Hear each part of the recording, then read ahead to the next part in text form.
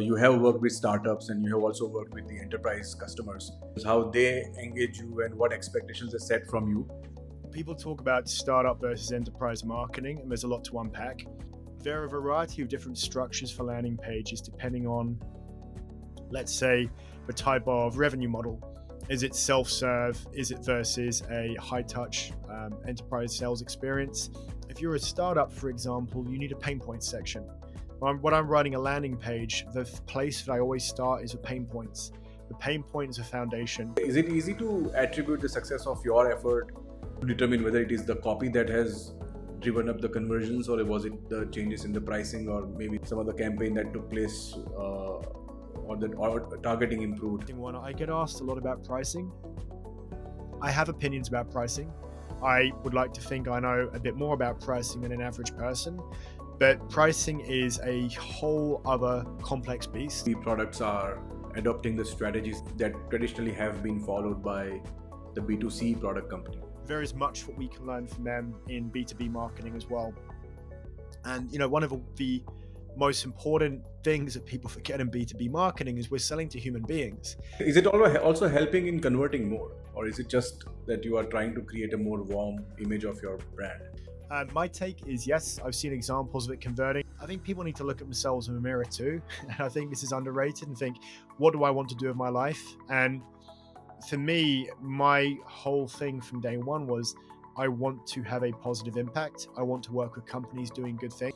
And then also working directly with freelance designers and just seeing some of the challenges they have trying to align copy and design. I started working with Figma to get involved in that process, and also to give my clients a clearer understanding of how my copy works. It had a much bigger impact on how I work and my workflow and my income than I anticipated. So how do you see the risks and opportunities with AI reshaping the field of copywriting? I mean, you nailed it in your last line, which is AI is changing the way that copywriting works. It's not replacing humans, it's replacing the way that the thing is done. And I have a funny perspective because I'm both in an industry that's being heavily disrupted by AI, and I'm also being hired by AI companies to write the copy for these products, including products that claim they might one day replace me. You have worked with startups and you have also worked with the enterprise customers. I'm assuming that you also would have come across the difference in how they make decisions, how they engage you, and what expectations they set from you, and vis-a-vis how you also approach when you are solving the problem of conversion, positioning, and messaging for a product which has a lot of legacy behind it versus a product which has just started its journey. Yeah, absolutely. And as you've rightly pointed out, those are two separate concepts. People talk about startup versus enterprise marketing, and there's a lot to unpack. I mean, two of the key things you picked out there are the difference between the business model used by a startup versus an enterprise company, the level of brand positioning. In terms of like the brand identity for a startup versus an enterprise, generally the enterprise is likely to have a bigger, more well-known brand, but that's not always the case. And equally, a startup is likely to be operating in a place where their brand identity is not ubiquitous, they are not well known. But again, that's not always the case too, but there is a correlation there. But also the sales process. So there are, of course, plenty of startups that operate with a more of a high-touch sales process. But there are a lot of startups that I deal with, in particular for B2B SaaS, you've got a very simple self-serve B2B business model. And there tends to be a shift towards, as they become more mature, more of a high touch. We've been selling individual software licenses, but now we recognize if we sell an institutional purchase, that instead of having an LTV of $5,000 as an LTV into high six figures, that's when you start having to engage sales teams. So there is generally a shift away from a simple self-serve business model towards having to sell a product that fits into a complex sales process as you go from B2B into enterprise, although that correlation isn't perfect. So is it so much a function of being an enterprise or a startup, or is it more about how you are going to sell your product and at what price point? It's a combination of those things. It just so happens to be either with startups, it's more likely we're dealing with self-serve. With enterprise, it's more likely that we have that complex sales process, but it's not a given in both cases. And I think people sometimes complicate that. You do have to break down what is the sales process here, because selling a product online with a direct self-serve model where they just hit a buy button and type in their details into a Stripe portal, it's a very different process to knowing that your page sits in a complex funnel that includes real world human interaction. So it's just breaking down those different components. Um, yeah, certainly when we're selling a product that has a ubiquitous brand identity and we're just trying to remind people we exist and elevate where we sit in their brain, that's very different to grabbing someone's attention, telling them we understand their problem, and quickly making it clear that we have the credibility to solve that problem. That's a very different thing to do. Right. And so let's say in either case, how do you start? Like, I'm assuming that you would have slightly different approach. For example, if there is a product which has legacy, and also maybe assuming that that product also is being sold through sales team and not directly, whereas there is another product which is mostly, it has product led growth in it. So do you have to adopt a different starting point? For example, let's say I have my AI startup for CRM, and I know that this is a highly competent space, overcrowded market, and I somehow still need to find my footing in the market. Uh, Now, this is probably very common scenario, right? There are a lot of Me Too products, but with some special unique proposition that might be it's useful for audience to know, but never all not it's not the case all the time anyway. So let's say you are presented with such a product. How do you start? Like, what is your process there? In essence, essentially, it's the same thing both times, but it looks different. In both cases, what I want to do is flesh out what is the sales process from beginning to end, sales and marketing process. I kind of view marketing as being part of sales, um, and who are the people involved in that process, and how do I engage with the people in that process. That's the same thing for every single product. But the difference is that when I'm dealing with the simplest possible product, which is a self-serve B2B SaaS, one group of people I'm engaging with, and that's just the customer. So I'm looking at how can I survey or interview your existing customers, depending on how many they have. Usually I combine both.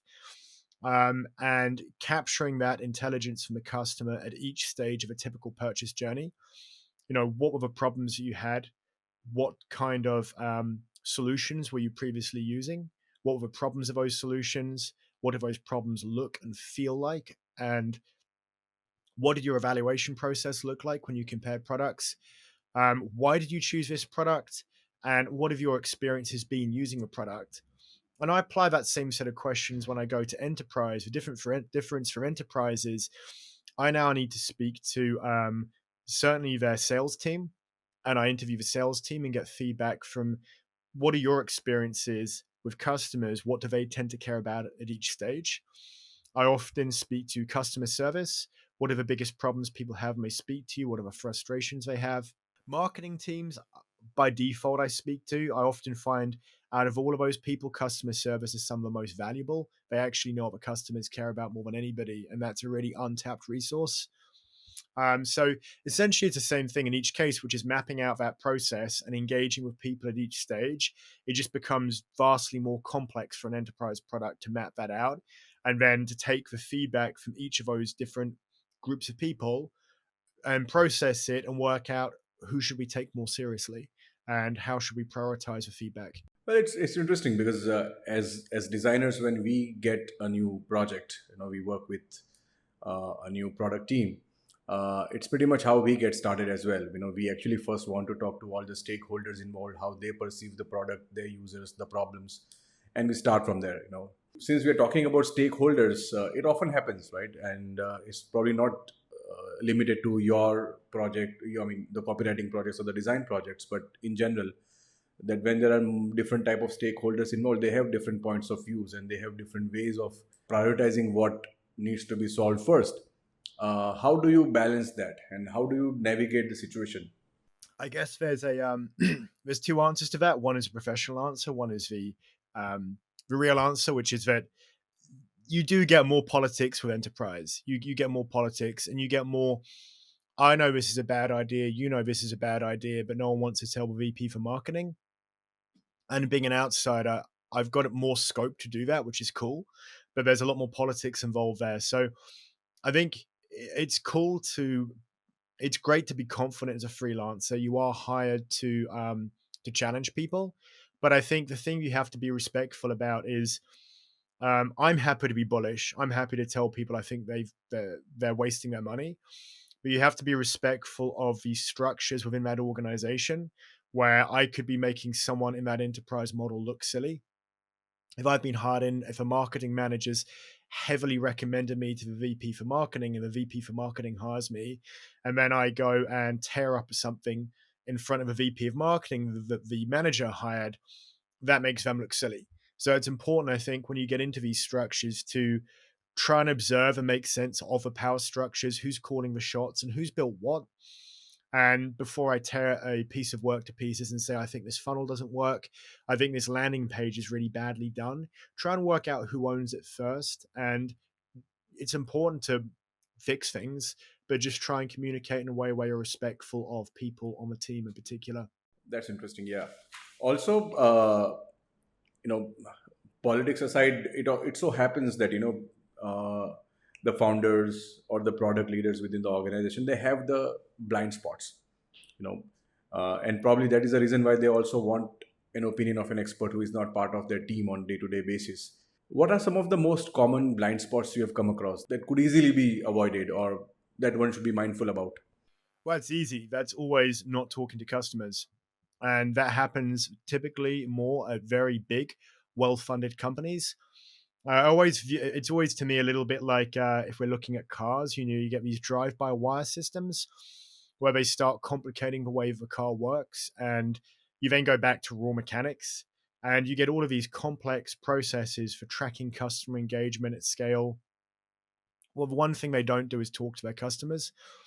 I've worked with more than 100 companies, ranging from small startups to big corporates. To this day, the single most impressive marketing team I've ever worked with is my friend Jason's team. It's three guys. They're physiotherapists. They have no background in marketing whatsoever. They were basically at physiotherapy school together.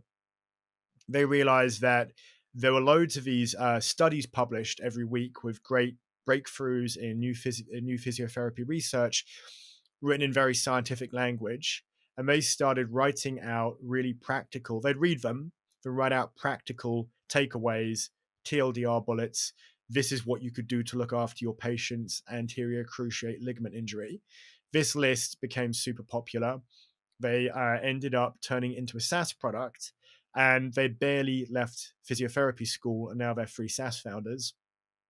And when I went to these guys, and they've got a remote team, two guys in Australia, one in Norway, and I talked to them about customer research, and they just a little bit like slamming a book down in your desk. They give me these PDFs.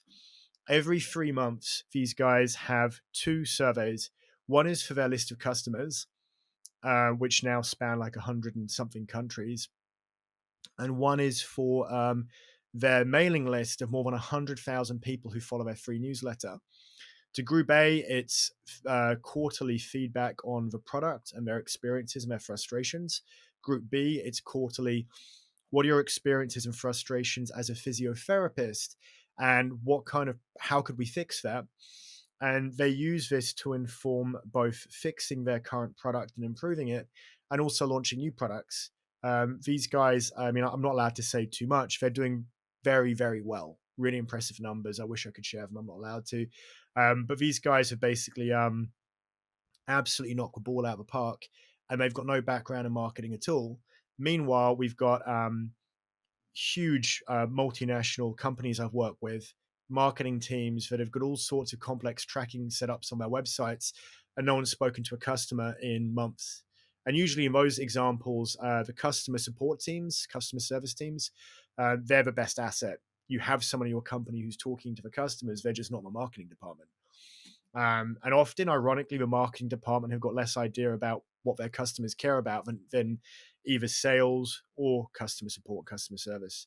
And I guess the biggest frustration for me that I come across in my job is I get hired and I come in on day one and I say, right, let's book some interviews, let's book some surveys. And I get told, oh, we just found out the product team ran some surveys last month and we're going to get survey fatigue now. And what I'm trying to push towards more is the idea of a centralized customer engagement process where everyone in development, product, marketing, customer support, sales wants to hear from customers. If you get together and work out what would be a set of questions that serves everybody's goals, let's centralize that process. Let's make it quarterly or biannual, and let's share that intelligence throughout every single department in the company. There would be nothing but winning if you did that. It would be such a positive thing for every single department to do, and yet most companies don't do it, and I don't understand why. For all the worth of it, I think even in our projects when we are, we take a lot of UX projects, and obviously our first source of truth is what the customer is talking about, what the users are thinking about the product, what are their expectations. And we also face a lot of resistance. Often it is constrained by the time and resources that the team has, because especially the small product teams, they are always in a rush to meet their roadmap targets, and often the research is not their primary requirement. Also, uh, that's in my experience. I've observed that when you are starting out as an entrepreneur, you already start with strong sense and understanding about what the market wants, what the users want, and that also creates the blind spot over the longer duration, over the year or two, where you do not update what is being spoken about your product or what else is happening in the market that people are experiencing. That leads to a series of decisions that might not favor the product. uh, Also, it's very interesting that you talked about going to customer service. That is really very easy hack. The sales team or the marketing team, they are by design talking to the customers. Marketing team through research, hopefully, and the customer sales team obviously is going in the market and talking to customers. But the reality often hides behind the support tickets. The CTOs know, the product manager probably knows, but just because there is no right pipeline of funneling the feedback and then the insights in the right forum where the decision makers are sitting, it creates a problem. And that's where probably your suggestion of if designer wants to do the user research, if there is a marketing team that is doing the separate research, and then when you are trying to improve your conversions and you again want to talk to users, then how do you streamline all of these efforts by bringing down the extra work that is required? And also, customers also kind of sometimes get annoyed at repeated contacts by the same team. Do you have any recommendation around how one should navigate this, how one should handle this scenario? I mean, I think it's just about creating a culture in which engaging with customers and listening to customers is just part of your company's DNA. And there are obviously really good examples out there of small high growth companies where the founder, for one to, let's say you've got three co-founders, each of them would spend one morning a week manning the phones and listening to customers. I don't think I know anybody who's ever done that. It's a bit like hitting the gym. Like, most people don't go to the gym, but everyone who goes to the gym says, gosh, I wish I did this more. It's great. I push people, particularly friends of mine, some of my friends and some of my clients. I help out some of my friends with small companies, and I push them really aggressively to talking to their customers. Every single time without fail, they come back and say, wow, I wish I'd done that before. I'd have grown my company faster. It's always, um, I knew people liked my product, but I didn't know why they liked my product. I had a set of assumptions about the things they cared about. And maybe those assumptions were right, but the hierarchy was different. I thought it was ABC, but it's actually CBA. The features that I thought were amazing that they would love, they barely use. And actually, the feature that I thought I just added on a Friday afternoon is the one they really care about. I should build more stuff like that. and you're just sitting on that intelligence and not listening to it. But to back up slightly, I feel like regardless of all of this, no matter how well you centralize that process, I think that the feedback that customer support teams get will always be super valuable. Because when you, I mean, I'm an ex sales guy. When people have conversations with salespeople, um, there's a lot, those conversations are quite choreographed. There's two parties trying to get things out of each other. We try to be authentic, but when you have a customer support experience and you deal with a raw human being who is angry or upset or annoyed or excited and delighted, those sorts of experiences are often a lot more authentic and real. And I think that any company with a customer support, customer service team should be collecting and collating that data and finding some sort of way to organize it. And obviously, with AI tools nowadays and sentiment analysis, doing sentiment analysis at scale. What is the language that people are using? What are the things they care about? Is easier than it's ever been. So I think customer support and customer service will always be a gold mine for understanding about how to improve your product. Excellent. Um, to come back to the original question that we were talking about as to how do you decide what messaging would work the best for a specific product, but then I'm assuming that by the function of having practiced for so long, you also would know what kind of messaging does not work. Absolutely, yeah, yeah. But it's if you said to me, for example, if you come to me with a B2B SaaS product, and let's say, for example, you tell me you have, let's take a really obvious product, an AI based chatbot used for sales automation, for SDRs, which is something I deal with a lot. If you throw that page at me and just tell me you've got 2 hours, 3 hours, make it better, I can make it better. But there's no way I'll make it as better as if I had sat down and spoken to the people who are using the product and find out what other sales chatbot based apps they'd compare it to, and why did those suck and why was this one better, and which niche do they fit into, and why did this particular person care about that problem more than somebody else. So yeah, it's a question of low hanging fruit. And I do occasionally get asked, people say things like, could you just rework the copy and skip the strategy stage? And the answer is often yes, I could. I just don't like my name. If I do that for somebody, I don't want them to put it out there and say Alex did this, because it's better than what it was, but it's never going to be amazing work. And I guess just from a creative point of view, I take pride in my work and I don't want to be associated with a so-so job. But the more important point here than my ego is, if you're in a really crowded marketplace, if you are in that place, for example, with those AI sales enablement bots, being slightly better is not good enough. You're in a crowded marketplace. You cannot get by with just conversion copy. And the big trend in the copywriting industry at the moment is towards brand and product messaging, and I think that is very good. I, it's a very important shift. I do think some of those people forget about the value of copywriting. That said, that's another conversation.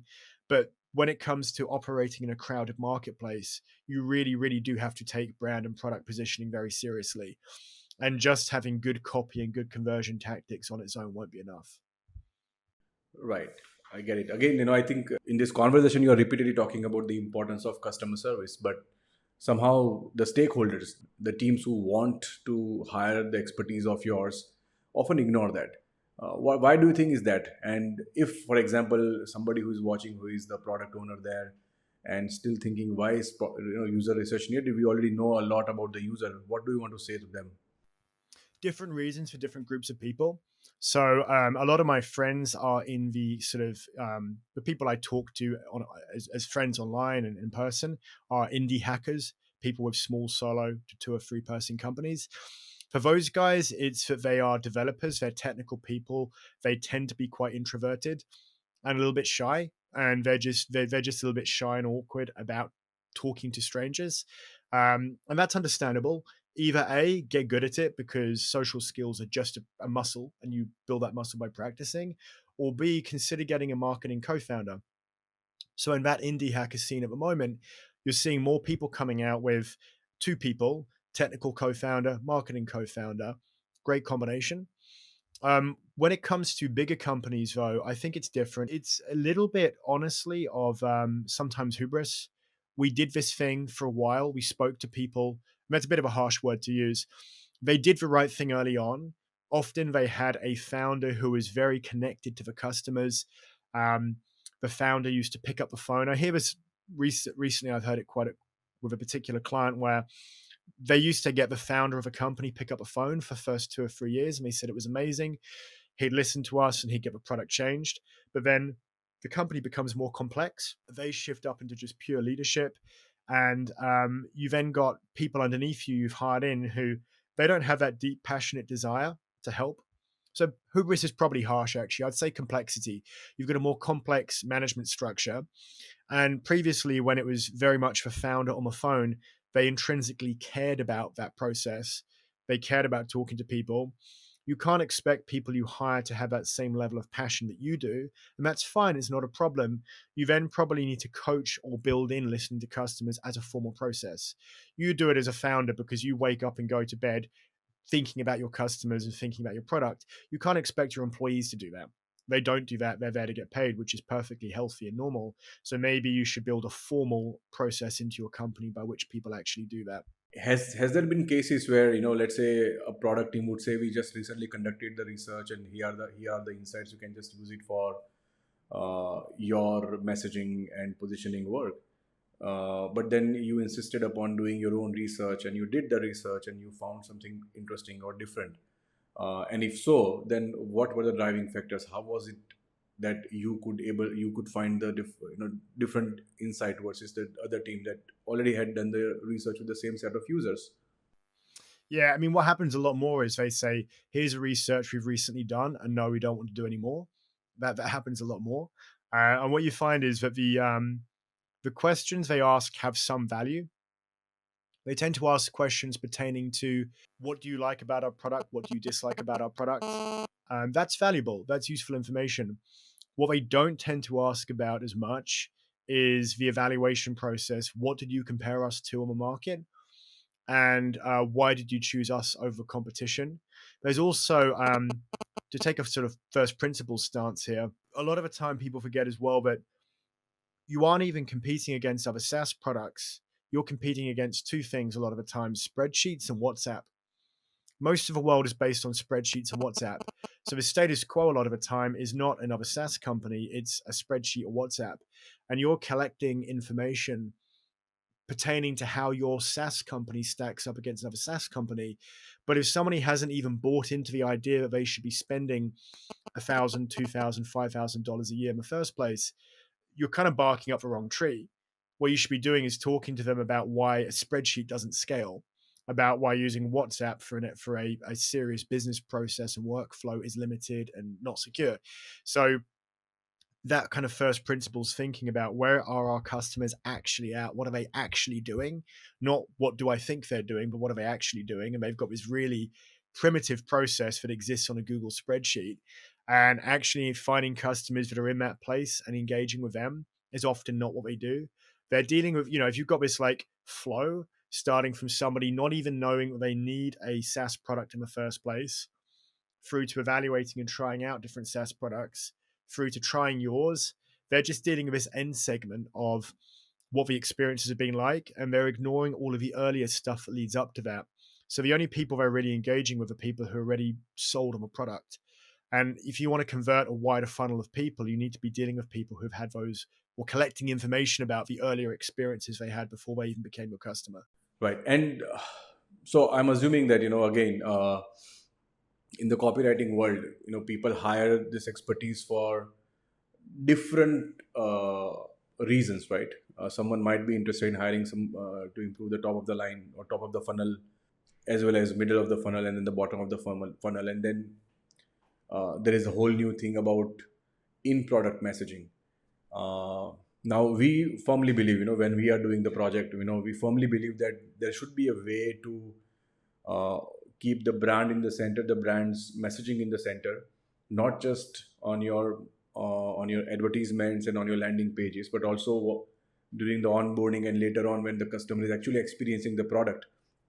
And how do you still maintain that voice? that you started with. Probably it's called continuous conversation with your user or continuous dialogue with your user, but in the right tone, in the same tone that you thought originally thought about for your brand. Uh, do you have you faced this kind of instances, and if yes, then how has been your experience with it? Well, I'll be honest with you. The answer to that is this doesn't happen a lot, but I think it should. There is so much in our industry that is that needs improvement. And I work purely on conversion. I work on landing pages. I work on website homepages. I engage with people in UX, but the relationship between people who are handling conversion in UX is pretty weak. It's pretty poor. Um, I do come across companies who manage to join that chain up internally, but it's not widespread. I would say that there is still a huge amount of disconnect in the industry when it comes to the tone of voice and the experience and the values communicated during a purchase process, and then the actual product that you use afterwards. That process is still largely disconnected for most companies. So I honestly don't get a lot of requests for me to engage with people inside the company to align the product with the actual purchase journey. And I know that most copywriters I know don't have that experience too, but I think it should be happening a lot more than it is. Especially in the cases where we are working uh, with a product team that is in its 0 to 1 journey, then we often get more get to influence the decision making process at a significant level. And that is where inevitably, if you have opinions about the landing page, if you have opinions about the ad copy, there are people who are going to listen to it. And our guiding light is not to suggest the copy, but to ask more questions as to, is it complying with the brand tone that you had set and that we are working with. Uh, but yeah, I think UX writing is fairly less explored domain. And then again, combining UX writing with copywriting is another challenge altogether.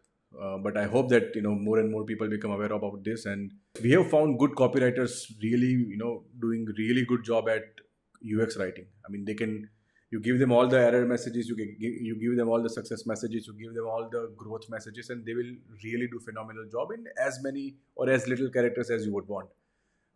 It's just that it's a low hanging fruit, very simple hack, straight away positively impacts your conversions inside the product. It's just that it doesn't get prioritized. Maybe people, no, not many people are aware about it, but hopefully now they are. I mean, for the benefit of your viewers, that was the way that you and I first met was this exact conversation, and I've been really impressed with your agency. I've worked with a ton of agencies, but there's a lot of problems with the agency model. Essentially, a lot of it comes down to just the financial incentives.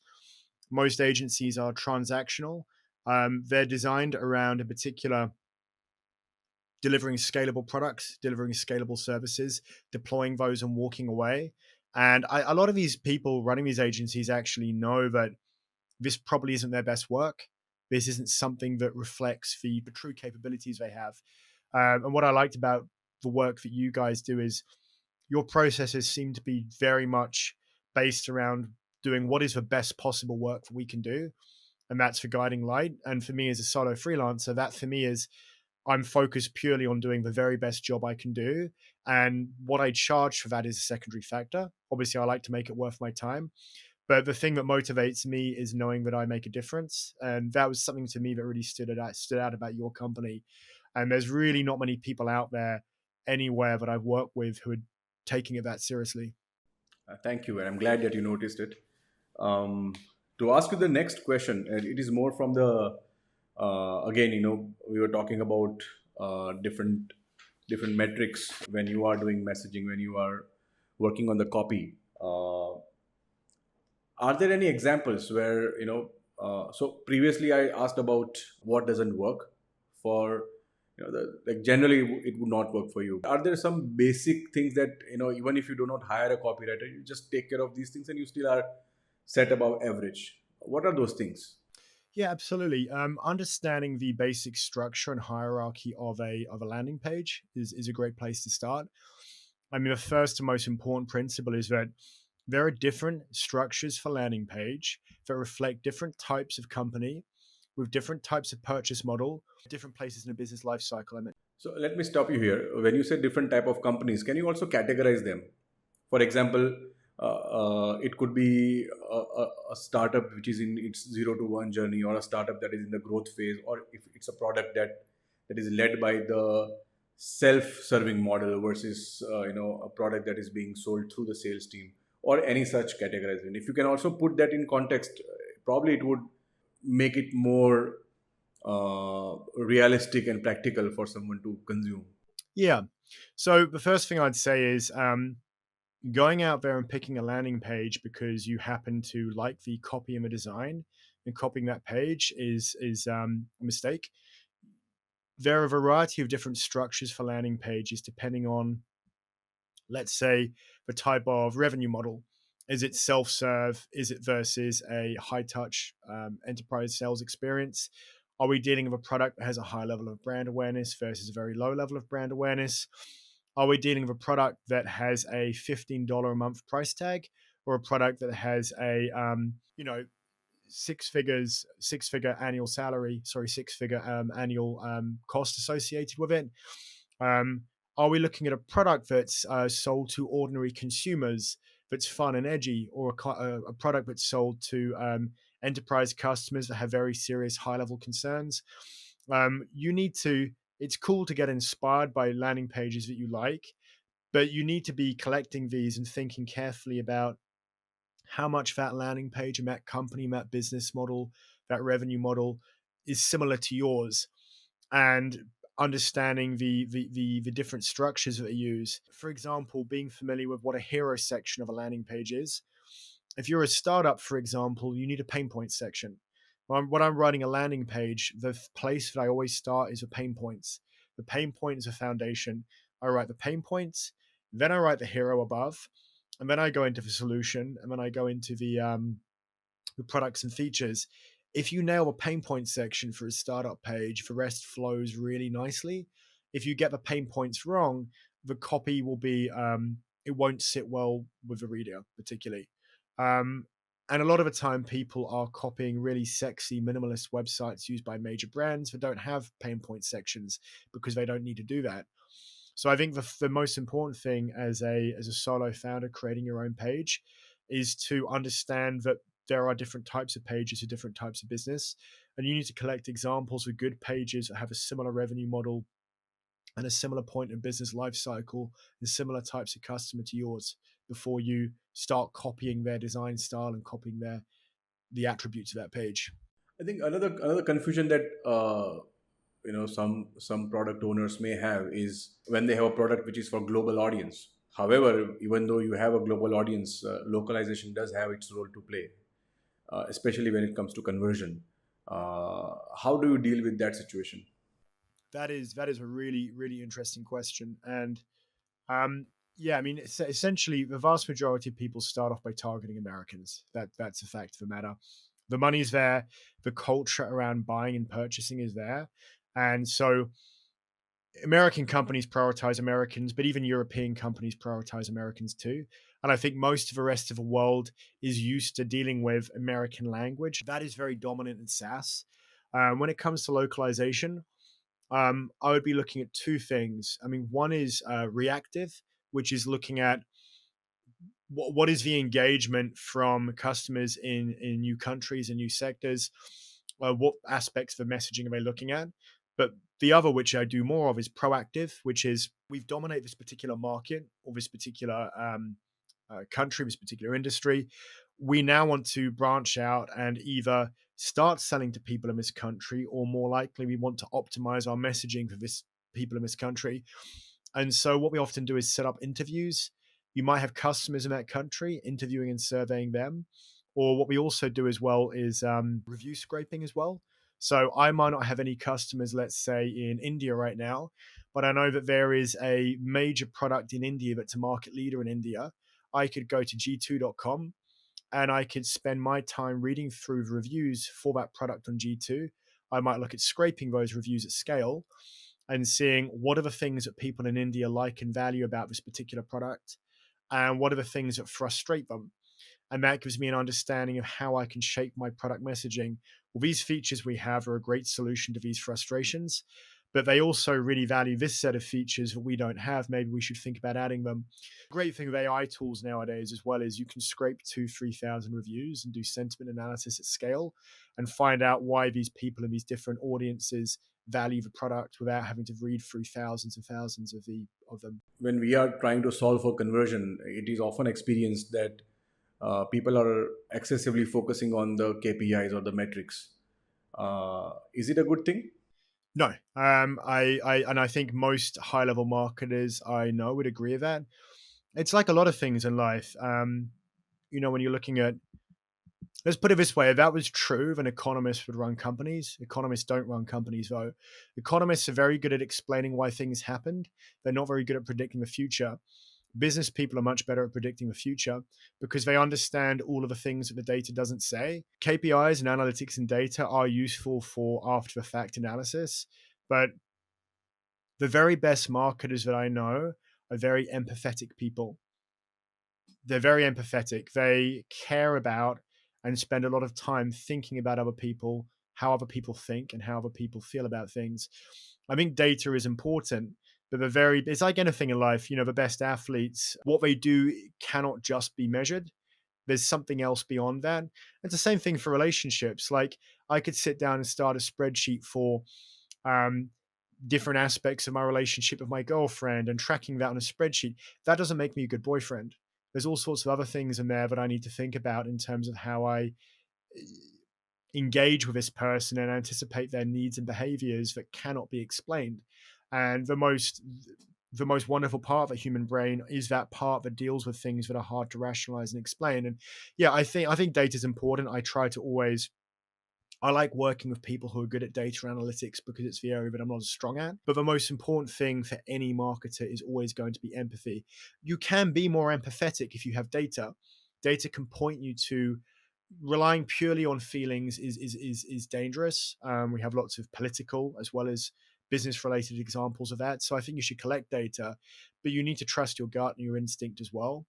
And going back to the same message again, is you need to be talking to your customers and potential customers and understanding where they're coming from. And the most valuable intel might not fit on a spreadsheet. Agreed, totally. And that probably also, when you have a healthy balance of data driven, also data balance with your intuition, because you just can't ignore your intuition. But that also means that, you also want to go into A/B testing, especially in the cases where you have a doubt about what exactly is the right way to go about it. Um, how much do you rely on A/B testing, and how often the iterations are done? So yeah, A/B testing tends to be handled by. I tend to partner with someone involved in CRO. I dabble in CRO, but I tend to. My ideal partner that I work with is someone who sets up the A/B testing, and they come back to me with the numbers, and I then decide based on the numbers how to adjust the angling. We'll typically do that often on a monthly basis. One of the problems of A/B testing is just for volume required. So you're typically looking at least 2,000 customers for any of the data to be valuable. It is a valuable process. The problems of A/B testing are that it's highly iterative. So if you've got a fundamentally misaligned angle, if you have a fundamental misconception about how your product should be marketed, all you can ever do with A/B testing is optimize on that. It's like building a house in the wrong place. You can improve a house, but you've just built it in the wrong location. And there is a time and a place for A/B testing and optimization. There's also a time and a place for just tearing everything down and rebuilding. And you need to know when to use both of those different tools. And optimizing a fundamentally poor combination of product and market, that will never be fixed with A/B testing. And you do get some people out there who discover A/B testing and they say, oh, we'll just hire a cheap copywriter and we'll just A/B test for copy and get it good. Well, that's not really how it works. You're talking, it's like a lot of things. Like I always come back to sports, and if you're optimizing, for example, using different performance enhancing compounds, like adding some creatine into your shake, does that get you a 3 to 5% in performance improvement? Great. If you're LeBron James, that 3 to 5% improvement is massive. If you're somebody who has just started going to the gym and you aren't even turning up regularly, you don't need that 3 to 5% advantage. You need to hit the gym regularly. And so it's one of the biggest mistakes people make is jumping into these small performance optimization hacks of 3 to 5%. And their basic product market fit isn't there in the first place. So it's very much like taking protein supplements when you don't even go to the gym properly. You need to get your house in order and do the big things that are important before you get hung up on small details. So that's an interesting point when you say, you need to find your product market fit, which probably also includes improving the pricing. Is it easy to attribute the success of your effort when you know that it is to determine whether it is the copy that has driven up the conversions, or was it the changes in the pricing, or maybe the some other campaign that took place, targeting improved? There are so many variables at play. How do you still try to attribute what whether your work or the copywriting itself is working here or leading the efforts? Ultimately, I'm just making sure that you are changing just for copy and nothing else. The problem is that and I get it because I do this for my own website, which doesn't get a crazy amount of traffic compared to a SaaS product. People go in and they want a complete revamp or a refresh. A revamp or a refresh is not a marketing expression. It doesn't, it's, they want to change up everything at once. They want to change a copy and the design. So to answer your question, the important thing is to make sure that the only thing you change is a copy.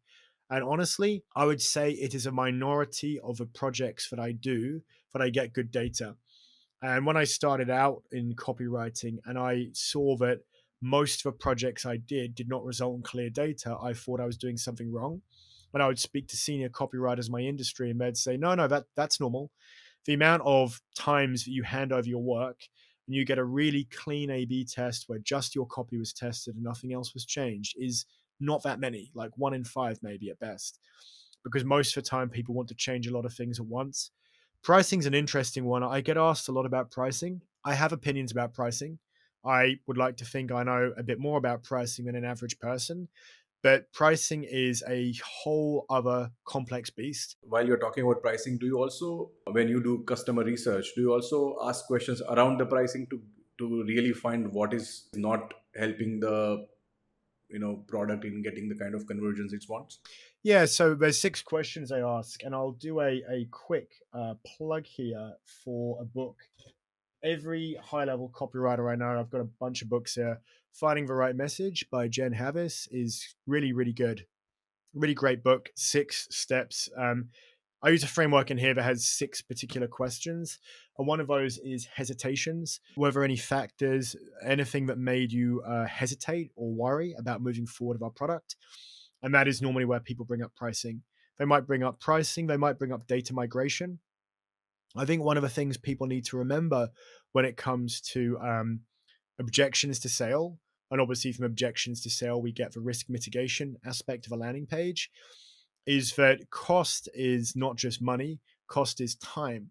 And actually, for a lot of people, time is more valuable than money. Particularly for companies and people with lots of money, they're often lacking time more. And reassuring people that your product is cheap is often not as important as reassuring them that it's quick and easy to move over, that you'll help handle migration. But actually, although it's going to take 3 or 4 hours to set up, actually you're going to save them 10 hours a week and therefore it's worth it. So I think money is important, but actually time is often more important as a cost in that process. Right. So like you said, like you probably would also ask about some sort of question related to pricing, and then if you find something that where you think pricing also could be the reason why people are not really buying or converting, then is it something that people, when you go with this insight, how is it received by the stakeholders? So typically, most of the time, and we do get pricing objections, and honestly, I think most of the time, the pricing objection is more that they don't understand the value of the product. And the explanation for that is either A, we're not communicating the value of a product enough. So when somebody understands, oh, I've been doing this particular manual task that takes me 7 hours a week, and actually I could be doing it in 1 hour a week. And then the cost of that, the monetary price, suddenly seems incredible value. And most of the time, the company aren't communicating that saving in time. You can go one step further. And I always like to think, every B2B product on the planet promises to save time and save money. The question is, what does that look like? And when you start telling people, well, actually, this customer bought our product, and not only do they save time, They could actually scale their business faster. They entered new markets. Suddenly, the cost of a product becomes very small.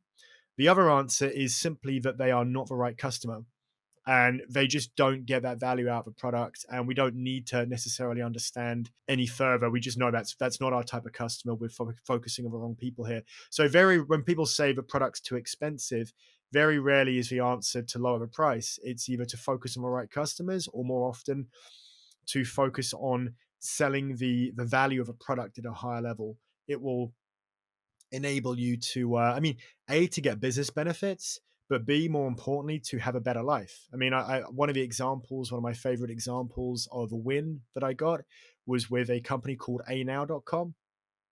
They're a property technology company based in North America. And in a nutshell, the problem in property technology for real estate agents is they've got 4, 5, 6 different applications stitched together with dodgy APIs.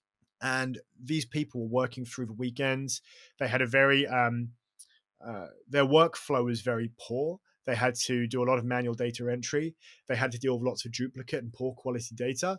The message we got back when we interviewed their sales reps from several of them was effectively, before anow.com, I used to work through the weekends and I used to miss family events. Because of anow.com, I can now finish work early on a Friday. I could take the kids camping, and I just check my app, just this one app, 2 or 3 times a day to find out what's going on. And when you take a B2B product and you instead say, get your weekends back, get back time with your family, reduce stress in your life. People aren't working for a company for the company. People are working in a company for their family. And when you're able to communicate to them that a B2B or enterprise product will enable them to spend more time with their family members, or to reduce risk, or to not worry about their future, that blows to pieces any kind of arguments about ROI and conversions. I mean, ultimately, people don't care about ROI and conversions. People care about spending time with people they care about and having a nice lifestyle. And if you can communicate in an honest way that your B2B product can give them more time back with their family, there is nothing better than that as an angle. Do you think that more and more B2B products are adopting the strategies that traditionally have been followed by the B2C product companies? Yeah, absolutely. And I'm not a high level strategic marketer. I am a strategic copywriter. When I look at the people, I'm not a CMO, nor do I intend to be. But if you look at people with a CMO type role who have a very strategic outlook, people that Refine Labs, for example, are pumping out some amazing content. And the messaging there very much is that a lot of the B2C brands, a lot of people in e-commerce there is much that we can learn from them in B2B marketing as well. Most important things that people forget in B2B marketing is we're selling to human beings. We particularly when I used to work in corporate, before I got tattoos and stuff, I used to have a suit and I used to be smartly dressed. And I'm sitting there wearing a suit. This guy's wearing a suit. And both of us are pretending. I'm working for a big American software company, pretending that my life is based around this big software company. He's a university vice chancellor, pretending that the only thing he cares about is this university. Actually, I've got my own life going on. I've got my sports, my family. He's got his interests. And people have just got this whole act going on. And actually, what is really nice in B2B marketing is when we strip away from that and actually talk to someone as a real human being and understanding, well, you might be an accountant at a company, but I know that's not who you really are. You're an actual real human being with your own thoughts and feelings and emotions, and you're worried about getting audited. That's your real worry, and the impact that might have on your life and your career progression. And a lot of people in B2B marketing would do well to look at good B2C campaigns and look at the ways that people empathize with feelings and emotions and think, what kind of impact could my product have on people's lives? What frustrations and worries do they have in their business? And how can I present my solution, not just as a solution to get more ROI, but to actually help someone be happier and more relaxed and more confident about their future? So the trend is where more and more B2B product marketing teams are adopting the style and tone and strategies that were traditionally used by the B2C companies. Good companies are, yeah. There's a few trends in our market at the moment. But is it also helping in converting more, or is it just that you are trying to create a more warm image of your brand? My take is yes, I've seen examples of it converting. I mean, A now nearly doubled their signups. Just checking those numbers there. Yeah, I mean, generally I've seen it working well. But there's also as well, I think people need to look at themselves in the mirror too. And I think this is underrated and think, what do I want to do with my life? And for me, my whole thing from day one was I want to have a positive impact. I want to work with companies doing good things. For example, what I love about the autonomous car platform I'm working with is their technologies potentially could eliminate road traffic deaths one day. That's why I like working with them. What they pay me is secondary to that. And the wonderful thing about SaaS and startups is that the percentage of brands I've been asked to work with who are doing dodgy, immoral stuff is tiny. You don't have to save a world, but if you can save someone 10% or 20% of spending time doing tasks they hate and giving that time back with their family, you're doing a really good thing. And it's just about being mission focused. And I do think that empathetic copy and empathetic products convert better. But the more important question is, how do you want to feel about the work that you do when you look back on your life? And I don't look back and remember what bonus I got 5 years ago or 10 years ago. I look back and think about the emotional impact that my copy had on people's lives. And what gets me excited is thinking about if there is a rocket going to Mars one day, maybe I could write a tiny bit of a copy that was used in one of the websites to help get it there. Just having some tiny 1% impact. That's a thing that matters over and above anything else. And lo and behold, I do think that will make you more money, but I don't think that should be what gets you up each morning. Since we were talking about the conversions, and you also mentioned somewhere that you also collaborate with CRO experts. When we are in our as a business, we come across a lot of inquiries. A lot of our existing clients would recommend their friends to us for their UX UI requirements. One thing that we have often experienced is the confusion about, and there are product owners who have specific problem, and often it is about conversion, be it inside the product, outside the product, tofu, or it's bofu, doesn't matter. The confusion that we see is whom to go to. Is the UX expert the right person to improve my conversions? Or is the copywriter the right person to improve my conversions? Or is it the conversion rate optimization expert who is the right person to improve my conversions? Now, there is a lot of overlapping domain between all three roles, but at the same time, they all approach the problem differently and they try to solve it differently. But for someone who has never worked with these roles, wouldn't really easily know about it. Uh, how do you think people should look at these roles, and when and with what purpose they should be hired?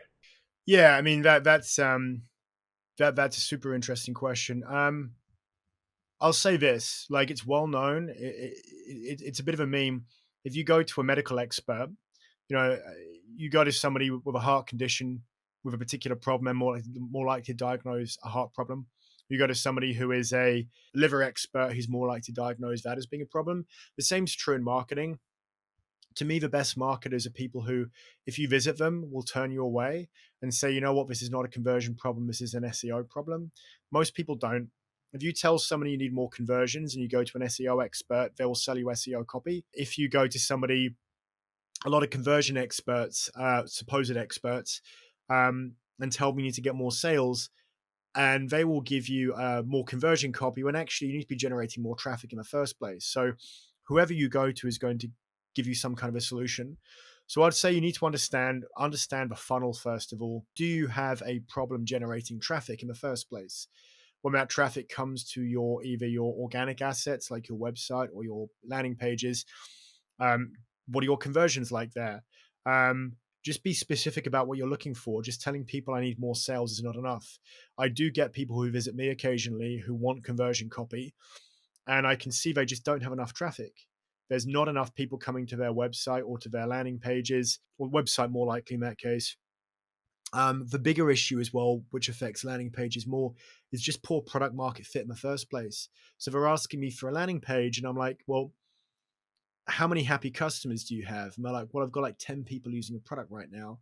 and 5 of my mates. And it's like, well, I can't fix that with a landing page.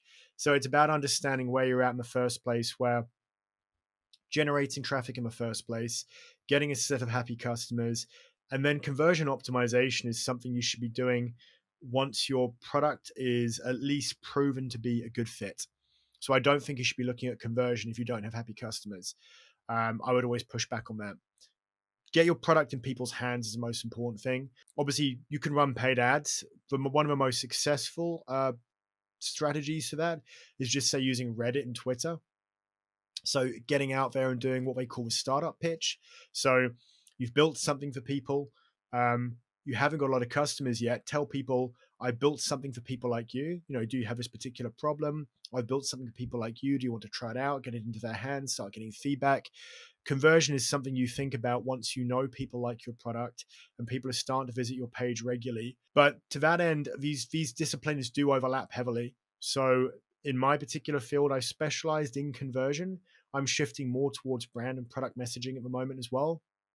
And those are two different complementary things. CRO is slightly different to what I do. CRO tends to diagnose a problem. A good CRO consultant can come in and tell you what's wrong with your touch points. The copywriter is a person who actually fixes it. So a lot of CRO experts are very good at telling you what's wrong. Some of them write copy. Some of them outsource their copy to a copywriter. It depends. But they're more of a diagnostic tool as opposed to somebody who fixes it. I think I mentioned earlier, the biggest shift at the moment in copywriting is towards brand and product messaging.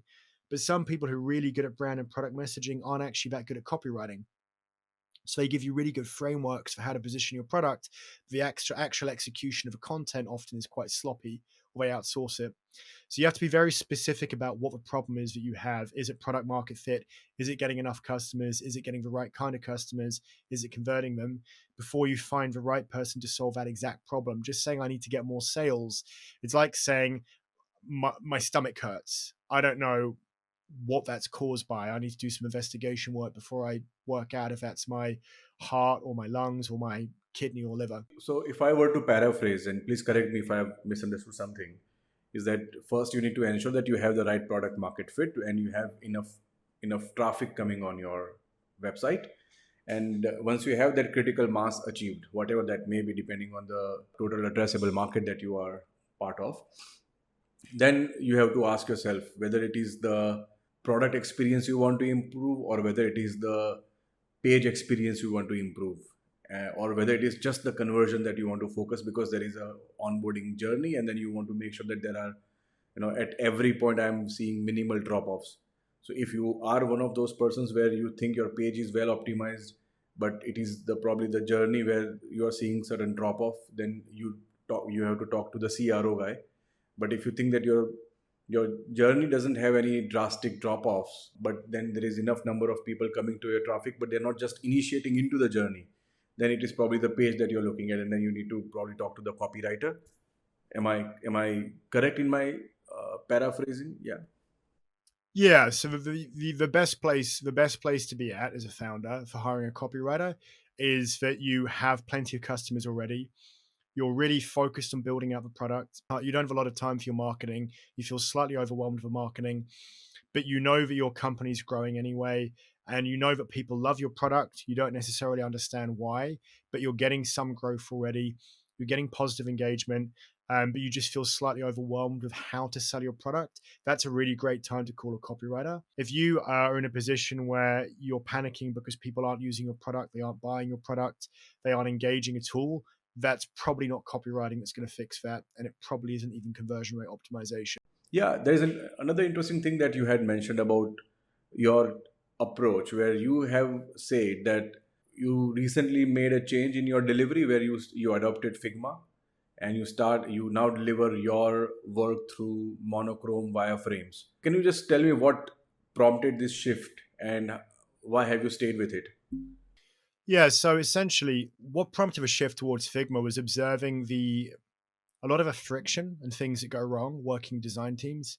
I work with a lot of design teams, either with design agencies that get hired in to turn my copy into a landing page, and often seeing how drastically that page changes, how often they just strip out key conversion elements, and turn it into a sexy minimalist page that will barely convert.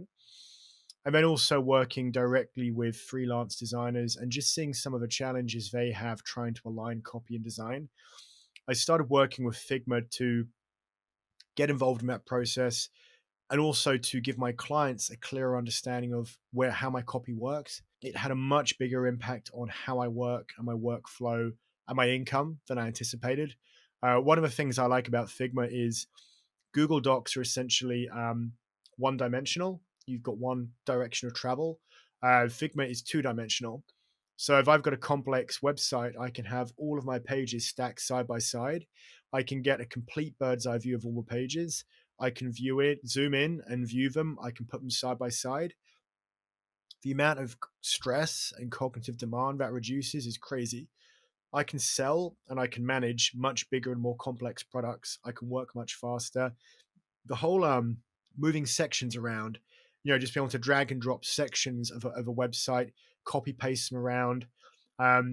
It's like a language. Figma's like a language, and I can communicate what I'm thinking much more clearly than I can with a Google Doc.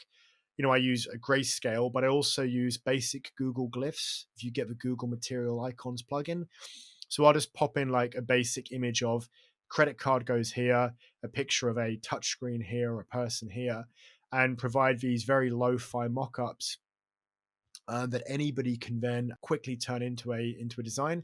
I've actually got this as a pack. It's available on my website called Copybase, and it's basically a Figma landing page pack that quite a few of my competitors now use, which is kind of cool. So I'm now seeing some of my competition and friends of mine sell landing pages using this kit, and the reports across the board are it just reduces a huge amount of ambiguity. The chances of a design team understanding what you intended go up. You can then also, you're included in the process. A lot of the time people hand over their copy and then 2 months later they see a design, whereas now it goes into Figma. They create a design file and they know I use Figma, so they include me and I can jump in, I can take a look. Sometimes I'll change my copy within the design version as well with all of the colors and the fonts there. And it becomes less of a transactional process of somebody handing over the copy and walking away, a much more of a collaborative process where the designer and the copywriter can work together. And honestly, I would say in the last year, the amount of people I know who have shifted towards Figma, if you're a copywriter, you should be in Figma. You're going to get left behind. If you're a conversion copywriter doing website content, now is the time. You should get into Figma. You will absolutely get left behind if you're still using Google Docs. Absolutely. We love Figma. We should love Figma. We should have to love Figma being designers. It's amazing. It's a great tool. We also come across this case because we do a lot of landing page designs. When we are designing the product, we also end up designing for the landing page. For us, it is a settled debate, but there is general debate. Does the content support the design or the design supports the content? I mean, the copy. What is your take there?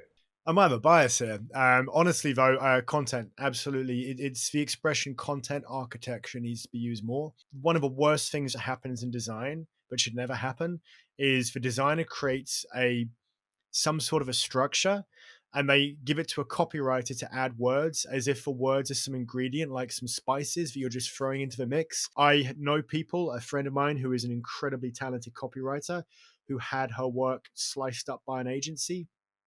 She handed it over and they just sliced her copy into pieces and put it in different places.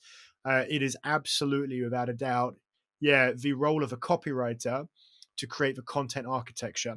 So these are the specific stages of a journey. And, for a startup, the hero section, a complete mini sales pitch that sells to and converts traffic that's already warm.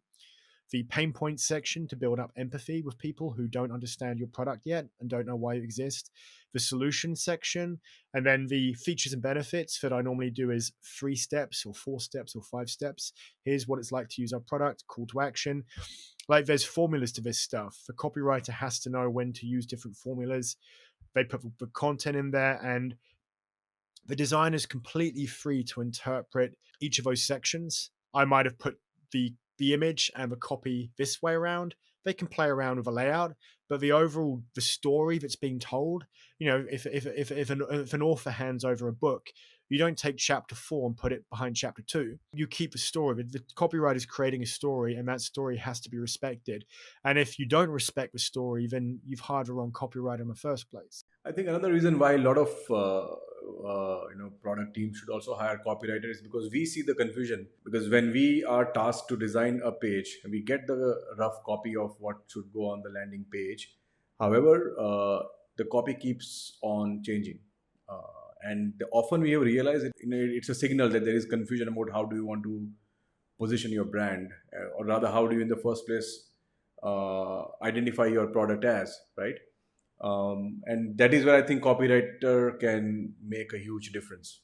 Yeah, I think to me, one of the litmus tests of a good content architecture is I'll look back at my customer's website a year later. Now, in an ideal world, what I think should happen, and I know most copywriters agree, you should probably keep that copywriter on a retainer or at least hire them a couple more times. And the page should be updated. What often happens is a page is updated internally, and it's often updated in a Oh way yeah, that's not so right. great. Yeah, But that's life. That happens. But what I like is that when I look back a year later, they've kept my content architecture and they've added a few new features, but they haven't had to redo the page. When I look at the feature buckets, when I sit down and look at the product, I take all of the product features and I collate them together and I put them into a series of steps that reflect the user journey. One of the problems is a lot of the time developers create a product roadmap and they create categories for their features, and those categories reflect the way that the developer views the architecture of a product, and that could have absolutely nothing to do with how the customer sees it. And what I'm doing when I talk to the customers and understand how they use a product and I take all the features and put them into buckets is having a set of feature buckets that reflect what the customer will do and what they expect to get out of it. So the feature buckets might be essentially get started and get onboarded, start using the product and do the task each day that you expected, start getting these high level tactical benefits out of it because you can see what's going in your company better. And then the fourth one would be gain these high level strategic benefits and make your company grow faster and scale faster because of the tactical insights. And finally, five, I don't know, expand into new markets, for example. This journey that you take people on from fixing their initial problem to unlocking levels of growth that they didn't think were possible. And when they add new features to their product 6 months or 12 months down the line, they can clearly see which bucket the new feature belongs into. And that's a good content architecture, is that it enables the future growth of the company. Now, if you pivot completely, you might have to change your content architecture, but you should be able to evolve your product without having to tear the entire homepage apart and rebuild it again. agreed, totally. A lot of what you are saying about content architecture is something that we also try to follow when we are doing information architecture for the product. We want to really ensure that the architecture is scalable. In future you have a roadmap and you are going to launch more features. Some of them are going to be at the navigation level. Some of them are going to be tucked away in the second or third layer. But still, how would the design and the whole architecture of the information would support it is very important. So, quite similar approach there as well. I always compare it to building houses. I think to me the comparison between a website and a house is really good. It's a really good analogy. And you build a house for you and your wife, but then you decide you might have kids. You have one child. Well, that's fine, but then you might have two more children. And so you might have a 2-bedroom house or a 3-bedroom house, but you need to know if we want to make it a 5-bedroom house or a 6-bedroom house, we have the land and we have the space. And you don't want to sell somebody or build somebody a house where 2 years later they have to move out again. They need that flexibility in the house to adjust the house to fit their lifestyle over the next decade. Right. Uh, Now we are probably moving towards the last segment of our podcast, where I want to ask few more questions, more on the closing side. What advice would you like to give to the founders or the people who hire your services, as to what they should avoid while they are dealing with a copywriter? I would say that you should hire a copywriter based on their process. It's cool to have, it's helpful to have case studies of the impact that you've had. That's great. It's nice to have a few data points here for what you've done. But the most important thing is a process. but when you're talking to the copywriter, they're explaining to you what each of the steps are for engaging with your customers and for pulling together, first of all, a content architecture that reflects your business and its goals, and then the copy. And the copywriting process for me is like stage 5 out of 5. No, 4 out of 5. Sorry, 4 out of 5. There's 3 steps that come before that. If your copywriter doesn't talk to your customers, there's no way they can do a great job. Their pitch should include some sort of reference to they interview or they survey your customers. If they're not doing that, then there's a real cap on how good any of their copy should be. So really just expect to get the process explained to you and look for how they engage your customers. Right. So that is about what to look for when you are hiring a copywriter, or what common mistakes they make when they are actually dealing with the copywriter. So a typical mistake you might make when hiring a copywriter is not being ready as a company to engage in that process. A lot of the time, founders will hire a copywriter and then suddenly realize that actually they're not ready to engage their customers. They're not ready to survey them. They're not ready to interview them. That they're not ready themselves to engage with a copywriter and give a copywriter some of the time that they need in order to do the job well. Copywriting is not a transaction. It's a very collaborative process. And I would encourage you to think of it less about the copywriting process so much as how do we better understand our customers and our goals, align these things and elevate the messaging for the company. And that's something that will very much involve you as a founder. And to just hire a copywriter and think they're going to write great copy for your website without any help from you is pretty unrealistic. So make sure that you're ready to either carve out some time yourself or delegate that role to somebody that you trust in the company to give that copywriter the resources they need, both with you, but also the touch point, the contact time of your customers, so they can actually do a great job for you. Right. Right. Agreed here. And for the designers like us, what mistakes we typically make that we should avoid while dealing with the copy or the copywriter? So it's a lot. I get frustrated with designers in the same way. If you're a guitarist in a band, you get frustrated with a drummer. Like you love each other. It's a very close relationship. But I love design work. I get very frustrated with designers because designers are too fixated on cool, sexy, minimalist designs. And I get it. I love that stuff too. But just understanding that the nature of startup landing pages and startup homepages is you cannot have really cool, sexy, minimalist positioning. You need, if you can improve your capacity as a designer to incorporate more copy and use your understanding of formatting and fonts to make that stuff look good, and not overwhelming, you're doing really good work. Honestly, it's not hard to create a really sexy minimalist website. It's much harder to create a website that has a solid, comprehensive content architecture, make it easy to read. And working with a designer to enable that is going to get you much further than just deleting copy. And just respect the copywriter, have a collaborative process, tell them what you don't like, tell them you think they've written too much copy, include them in your dialogue. Don't just take the copy and change it without talking to them. Great answer. I think there is an advice for us as well. How can we not talk about AI? And especially in your field, it has made a huge impact. It is reshaping the way people are writing copies these days. Not just that, it has also empowered a lot of non-copywriters, product managers, product owners, founders. They are also making use of the tools to come up with the copies, and they're getting fairly better outcome than they would have imagined to do by themselves. So how do you see the risks and opportunities with AI reshaping the field of copywriting?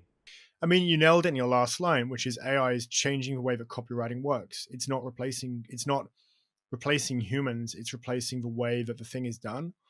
And I have a funny perspective because I'm both in an industry that's being heavily disrupted by AI, and I'm also being hired by AI companies to write the copy for these products, including products that claim they might one day replace me. Um, I've had a really good year this year because of AI. AI is helping me a lot. So even 3 years ago, before AI products came around, I had an awareness that the actual, wordsmithing, and copywriters hate the word wordsmith. It's like insulting.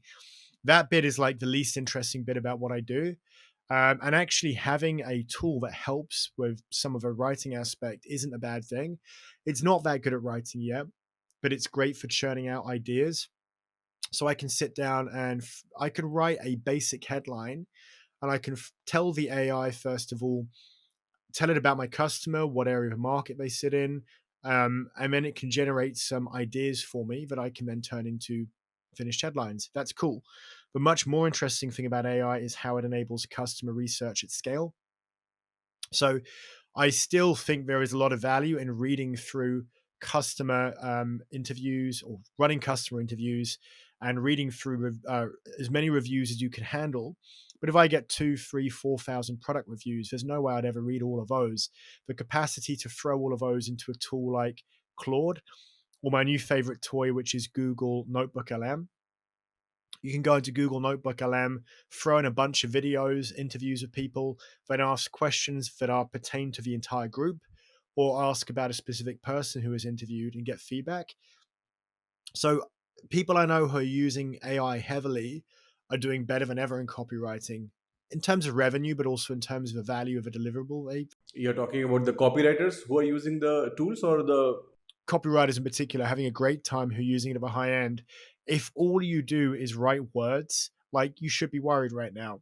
That game of just writing words for money is absolutely being eaten into by copywriting. So for people who are trying to get into the industry and they place all of their stock on their ability to write, that's a very dangerous game right now. Um, if your focus is much more on the strategic side of things, which is how can I help to elevate a particular brand? How can I help them to sit within a certain marketplace? And AI is a tool that I use to A, do research, and B, write some of a copy, although I honestly think that is a lot less interesting than the research side, then you're going to do pretty well. I've not seen anybody of a high end of copywriting seriously losing customers, um, 5, 10, 15, $20,000 projects are not being replaced by AI. Blogging is, but at the end of the day, the most valuable stuff we do as copywriters is talking to people, running interviews, and then sitting down and working with a leadership team to think about the revenue model, the business strategy, the positioning of a products in different markets, and forming a plan for how to create a meeting point between these things. AI is not doing any of that stuff yet particularly well. If you just understand the copywriting process, how many human to human inputs there are in that process, AI tools just don't interface with. I'm not worried at this moment about being replaced. And the more that you build your own and develop your own strategies that involve collecting human intelligence, the less you have to worry about getting replaced with AI. And actually, ironically, it's people who think that marketing is just about collecting data and responding to data. They're the people who should be more worried about using AI. Essentially, the sales pitch for every single AI product is the same thing. Use AI to do the heavy lifting tasks so you have more time and energy to focus on human to human interaction. So if your job involves a lot of human to human interaction, AI is great. If your job does not involve human to human interaction, you should probably be a bit more worried. so as a copywriter, are you seeing any trends about change in the user behavior that the founder should know? This is from the copywriting point of view, but when you are selling a SaaS product, and then you might be, through your customer research, you might be seeing some sort of change in the user behavior that might be driving your process of how you are trying to position the product and write about it. Are you seeing any change, or it is still the same? I'd say what I'm seeing more of is a change in the market, which is how hypersaturated it is at the moment. There are so many, people use the expression AI startups, which is just a BS expression.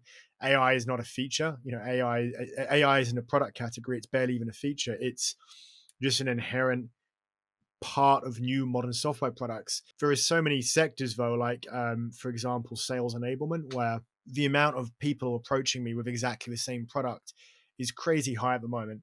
So the need to position has never been stronger.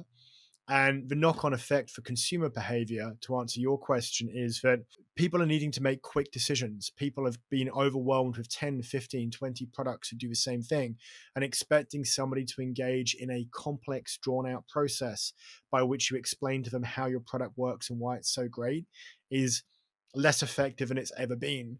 And you'll need to instantly communicate to somebody the second that they land on your landing page or your homepage, why you are better than every other product in the market, or more to a point, why you're a more appropriate fit than every other product in the market, is hyper important. And you're looking to buy a new tool. There are 10 tools like that. You are looking for any reason to just hit X on any of the tabs. You line them up side by side. That's for weakest, that's for weakest, that's for weakest. And let's get 2 or 3 left over to evaluate. And there are too many people who are still having these drawn out processes where it takes the entire page to explain why their product exists, when they should do that in the headline, let alone the hero section. So just understanding that need for customer to get a very quick understanding about why you exist. And a lot of people are still selling a product with the assumption that they're doing something new, telling people that we automate sales. We automate, for example, sales enablement. That's just not a pitch in the current market at all. Just this complete lack of awareness among founders that they are operating in a crowded marketplace, and they have to take steps in order to stand out amongst that sea of loud voices. It's just not widely enough understood yet. And probably the last question of the podcast. We already have spent a lot of time today. The last question is about the recommendations. Do you want to recommend any books, any resources to the founders, to the product owners that could help them with their copywriting? Also, any resources or books that you may want to recommend to the copywriters? Yeah, absolutely. I mean, I've already mentioned finding the right message is it's been recommended for a while as a great book for customer research. I'd recommend anybody involved in product checks out this book as well. One actually as well, what I like recently here. Emma Stratton is another copywriter. She's released this book. I would recommend this. One of the issues at the moment is there's a shift in the market towards brand and product positioning. And I think that a lot of that brand and product positioning, it's a good direction to shift in, but it's quite lofty and idealistic. And a lot of the people who are doing that are forgetting about the nuts and bolts and meat and potato of ordinary copywriting. This book's great because it covers brand messaging, but it also gives you very practical, applicable steps to actually write good humanistic copy. If I look at a lot of the work done by pure brand and product marketers, the actual copy is often quite sloppy. Emma's really good at writing punchy, evocative copy, hence the title of the book. This is definitely a very actionable book. I would recommend that strongly. That is by Emma Stratton. Sorry, Make It Punchy. That's definitely one of the most practical copywriting books that I've seen so far. It's very much, you can read it and you can get practical steps you can apply to your copy. Great. So we have reached an end of this podcast. This has been quite an insightful conversation. A lot of learning for me, and I hope for the viewers of this podcast. Thank you very much, Alex, for giving this time. Thank you. It's been a pleasure. I've really enjoyed it. Thank you. Thank you very much. Have a good day. Bye.